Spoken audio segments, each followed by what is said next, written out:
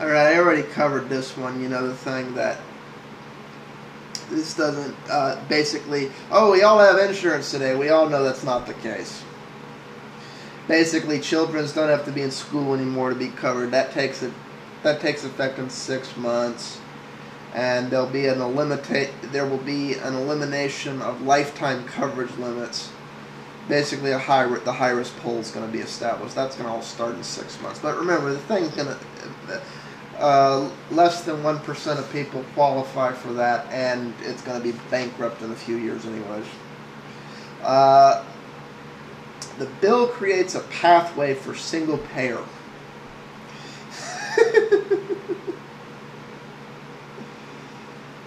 Okay.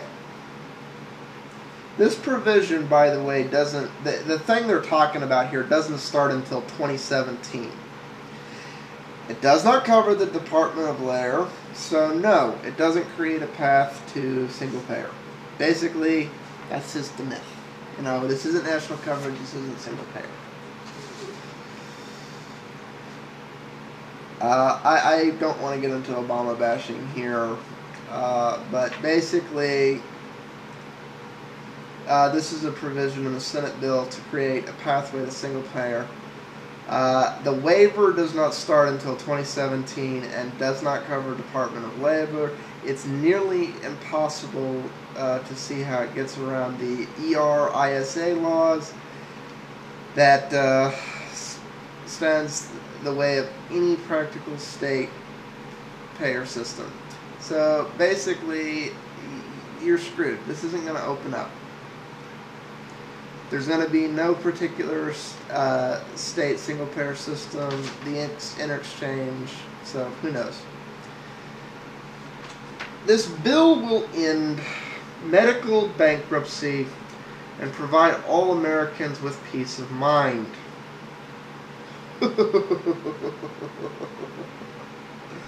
Okay, here's the big Lulu one. We covered this before, the study that showed, you know, more than half of the people who weren't going to the doctor because they couldn't afford it, it wasn't because they didn't have insurance, it was because they couldn't pay the damn deductible. If you're on a fixed income basis, fixed income means I got Y dollars going in and that's going out to pay my bills. I don't have a disposable income. If I get an unexpected bill, I can't pay it. It's that simple. You know, or I have maybe $50. It's like I don't have anything. It's like I don't have any extra money. My money is spent. A lot of people in America are on that budget right now.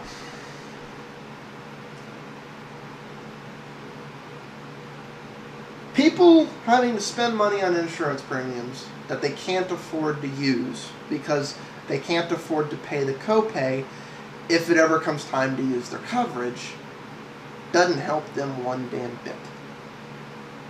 And plans without a copay are non-existent and cost way more than $5,000.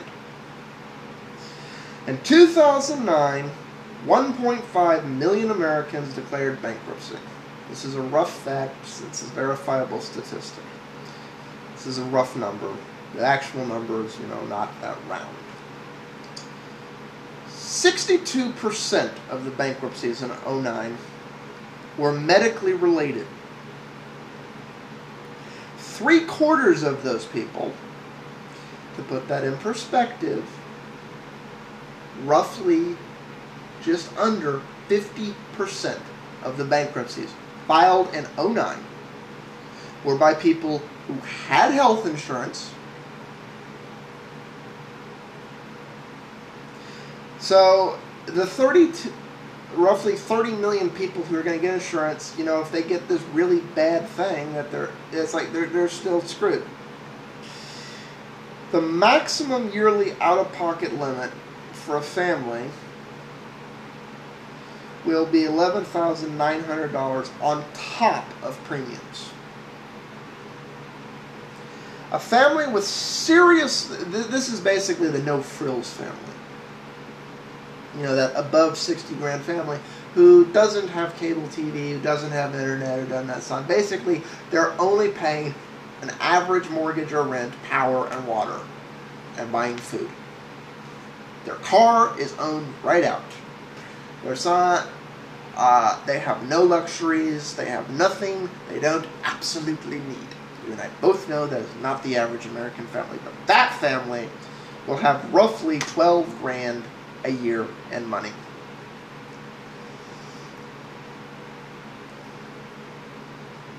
If they get a serious medical thing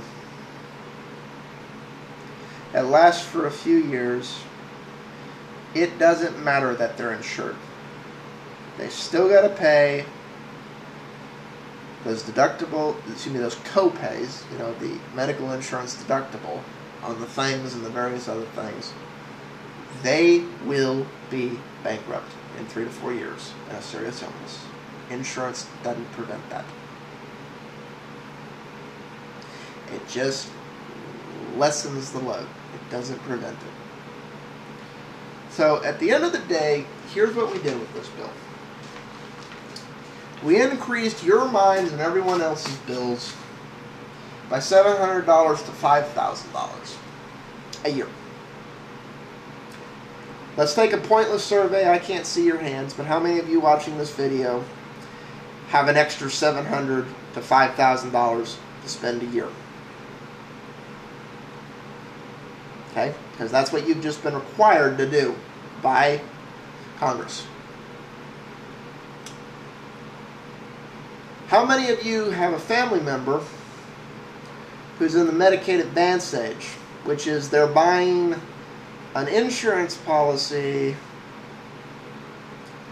that's subsidized in part by Medicaid, but is done by a private insurer? Okay? Prepare for their health coverage to be cut in half, if not go away entirely, over the next few years. Start setting aside money to help that family member, because come 2014, they're going to need your help to pay for continuing to live.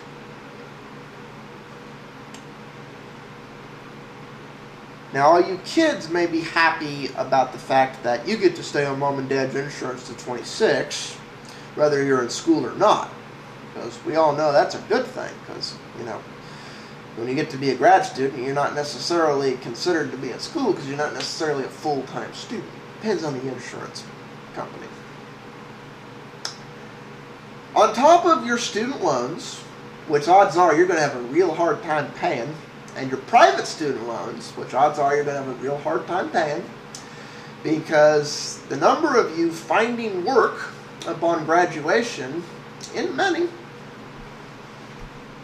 If you're earning more than the poverty line, which is basically enough, if you're earning enough to pay for rent and basic stuff, you're earning above the poverty line.